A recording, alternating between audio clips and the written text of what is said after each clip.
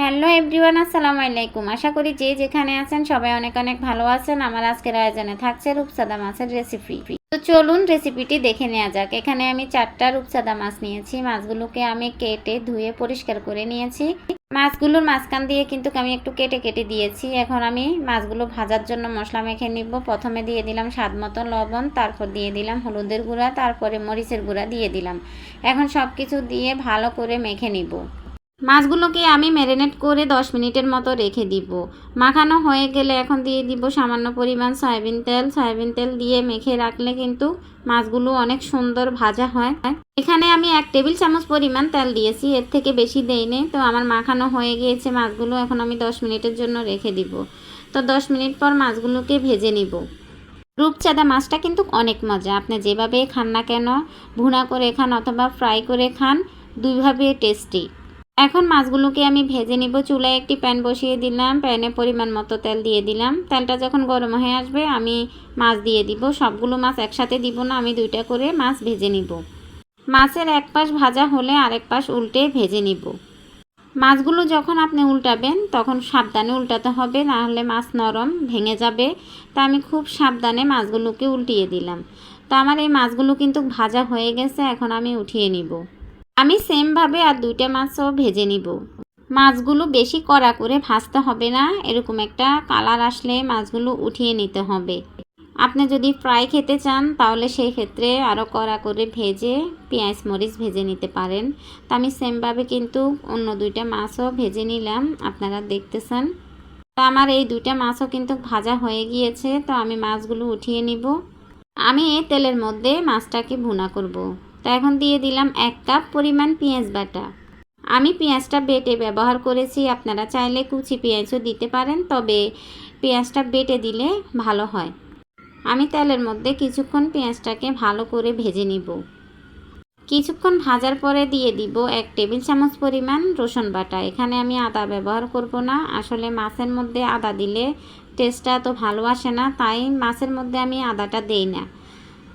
এখন পেঁয়াজ রসুনগুলোকে খুব ভালো করে ভেজে নিতে হবে।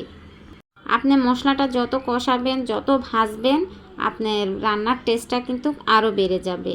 তো পেঁয়াজ রসুন একটু ভাজা হয়ে গেলে দিয়ে দিব স্বাদ মতো লবণ, সেই সাথে দিয়ে দিব 1 চা চামচ হলুদের গুঁড়া, 1 চা চামচ উঁচু করে মরিচের গুঁড়া, 1 চা চামচ ধনিয়া গুঁড়া, 1 চা চামচ জিরা গুঁড়া।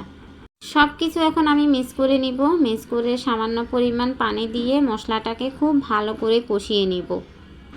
মশলা থেকে যখন তেল উঠে আসবে তখন বুঝবেন মশলাটা কষানো হয়ে গিয়েছে।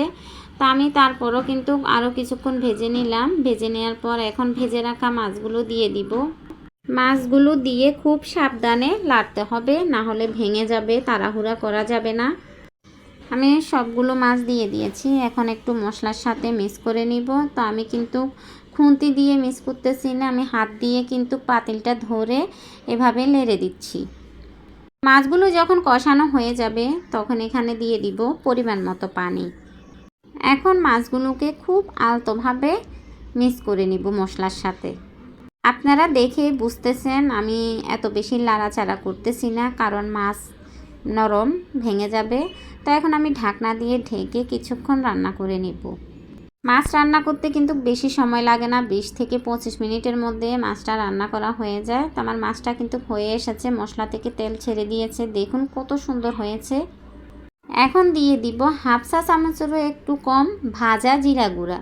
জিরা গুঁড়াটা দিলে খুব সুন্দর একটা ফ্লেভার আসে, তাই এটা দিয়ে দিলাম। তো দিয়ে দিলাম 5-6টা কাঁচামরিচ, সেই সাথে দিয়ে দিলাম ধনিয়া পাতা কুচি। এখন খুব আলতোভাবে আমি মাছগুলোর সাথে মিক্স করে নিব সব কিছু। আমি আলাদা আলাদা দিয়ে কিন্তু মিক্স করে নেই, আমি 3টা জিনিসে একসাথে দিয়ে খুব আলতোভাবে মিক্স করতেছি। আপনারা দেখে বুঝতেছেন, কারণ মাছ এটা ভেঙে যাওয়ার সম্ভাবনা বেশি, তাই এভাবে লাড়তেছি। তো ঢাকনা দিয়ে আরও 5 মিনিট রান্না করে নিলাম। তো হয়ে গেল আমার রূপচাঁদা মাছ ভুনা। দেখেই কিন্তু জিভে পানি চলে আসলো। ওয়াও! আমার এই রূপচাঁদা মাছের রেসিপিটা কেমন হয়েছে অবশ্যই কমেন্ট করে জানাবেন। আশা করি ভালো লাগছে। আবারও ফিরে আসবো অন্য কোনো দিন অন্য একটি রেসিপি নিয়ে। আল্লাহ হাফেজ।